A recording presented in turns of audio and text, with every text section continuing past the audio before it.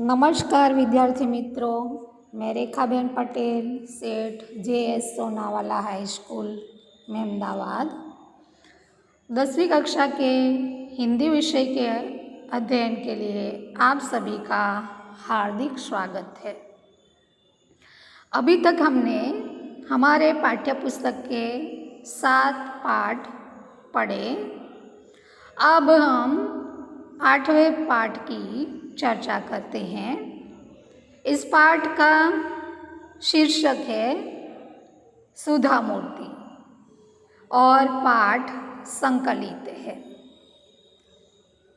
तो इस पाठ में सुधा मूर्ति एक ऐसी महिला है जो सभी महिलाओं के लिए प्रेरणा मूर्ति है।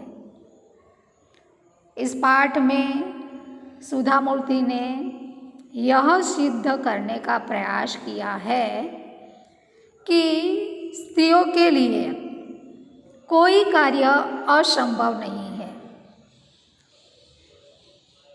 उन्होंने इंजीनियर के रूप में कार्य किया, बाद में संशोधन, तकनीकी क्षेत्र, चिकित्सा, लेखन के क्षेत्र में बड़ा योगदान दिया।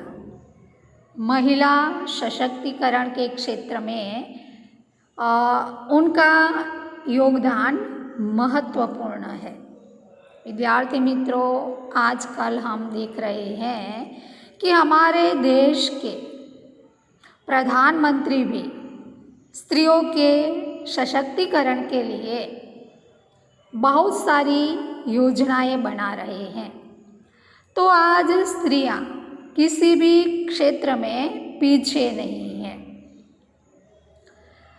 स्त्रियों के लिए कार्य क्षेत्रों की कोई सीमा नहीं है तथा वे हर कार्य में कुशलता प्राप्त कर सकती है। यह हमें सुधा मूर्ति के उदाहरण से देखने को मिलता है। इस कृति का यही संदेश है कि जाति और लिंग के बीच कोई भेदभाव न रखा जाए। तो देखिए पाठ अब हम पढ़कर इस पाठ की विस्तृत चर्चा करते हैं। तो अप्रैल 1974 की बात है। बेंगलुरु में गर्मी पड़ने लगी थी। भारतीय विज्ञान संस्थान के परिसर में गुलमोहर के बड़े बड़े वृक्ष लाल रंग के फूलों से लदे झूम रहे थे। तो यहाँ पर विद्यार्थी मित्रों एक शब्द है परिसर। तो परिसर का अर्थ होगा प्रांगण, आंगन। तो भारतीय विज्ञान संस्थान के आंगन में गुलमोहर के बड़े बड़े वृक्ष फूलों से लदे झूम रहे थे। कंप्यूटर विज्ञान की कक्षा समाप्त कर एक छात्रा हॉस्टल की ओर जा रही थी कि उसकी दृष्टि नोटिस बोर्ड पर लगे एक विज्ञापन पर पड़ी। यहाँ पर दूसरा शब्द है विज्ञापन।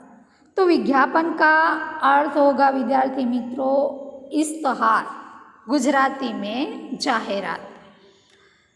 तो एक छात्रा अपने हॉस्टल की ओर जा रही थी। उसकी दृष्टि कहाँ पड़ती है? नोटिस बोर्ड पर। और वहाँ पर एक विज्ञापन था। यह विज्ञापन प्रसिद्ध ऑटोमोबाइल कंपनी टेल्को, जिसका दूसरा नाम है टाटा, की ओर से नौकरी इच्छुकों के लिए था। विज्ञापन किसके लिए था? ऑटोमोबाइल कंपनी टेल्को की ओर से इच्छुक विद्यार्थियों के लिए था। कंपनी को योग्य और परिश्रमी इंजीनियरों की आवश्यकता थी। विज्ञापन किस लिए था? तो परिश्रमी इंजीनियरों के लिए था। चौंकाने वाली बात थी, छोटे अक्षरों में लिखी अंतिम पंक्ति, महिला उम्मीदवार आवेदन न भेजे। आवेदन का अर्थ होगा विद्यार्थी मित्रों अर्जी।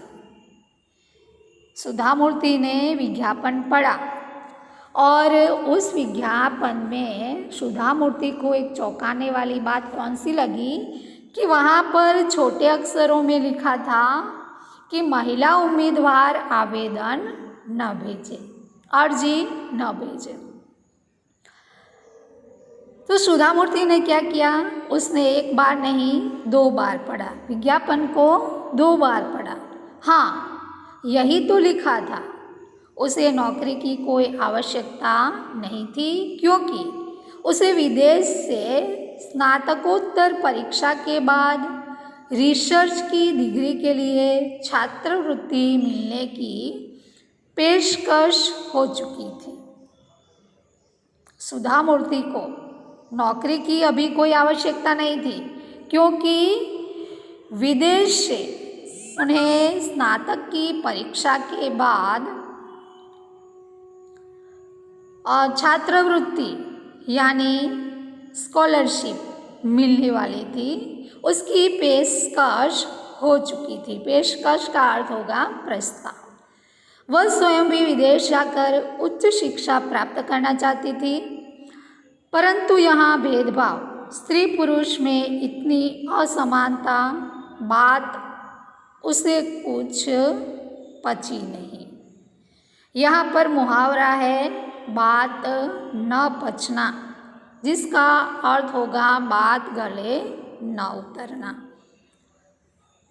तो सुधा मूर्ति को यहाँ पर जो स्त्री पुरुष का भेदभाव दिखाई दे रहा था, इतनी असमानता दिखाई दे रही थी, यह बात उसे पचती नहीं है, गले नहीं उतरती है।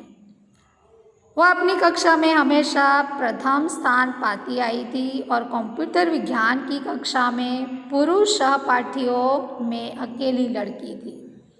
सुधा मूर्ति पढ़ने में बहुत ही मेधावी थी। वह अपनी कक्षा में हमेशा प्रथम स्थान पाती आई थी और कंप्यूटर विज्ञान की कक्षा में सभी पुरुष सहपाठियों में, सहपाठी का अर्थ होगा विद्यार्थी मित्रों साथ में पठन करने वाला, अभ्यास करने वाला सहपाठी। तो कंप्यूटर विज्ञान की कक्षा में सभी पुरुष सहपाठियों में वह सिर्फ अकेली लड़की थी, योग्य थी, परिश्रमी थी। नहीं, उसे कुछ तो करना ही होगा, इस भेदभाव को सहना उसके बस की बात नहीं थी। तो यहाँ पर दूसरा मुहावरा है बस की बात न होना, इसका अर्थ होगा असमर्थ होना, बुद्धि के बाहर होना। तो सुधा मूर्ति के लिए क्या बस की बात नहीं थी, तो स्त्री पुरुषों के बीच जो भेदभाव है यह सहना उसके बस की बात नहीं थी। उसने निर्णय कर लिया कि वह इसका विरोध करेगी और डटकर विरोध करेगी। उसने अपनी डायरी में आवश्यक सूचनाएं लिखी और तेजी से हॉस्टल की ओर चल दी। उसने निश्चय किया कि वह टेल्को कंपनी के सर्वोच्च अधिकारी को सूचित करेगी कि उनकी कंपनी इस प्रकार का अन्याय कर रही है। उसे उस सर्वोच्च अधिकारी का नाम तो मालूम नहीं था, केवल इतना पता था कि टाटा समूह के प्रमुख JRD टाटा है। तो सुधा मूर्ति विज्ञापन में पढ़ती है कि महिला उम्मीदवार आवेदन न भेजे और तभी से वह निश्चय कर लेती है कि वह इस प्रकार का अन्याय कभी सहन नहीं करेगी और टाटा कंपनी से इसका जवाब मांगेगी। तो विद्यार्थी मित्रों, आगे के पाठ की चर्चा हम अगले वीडियो में करेंगे। नमस्कार।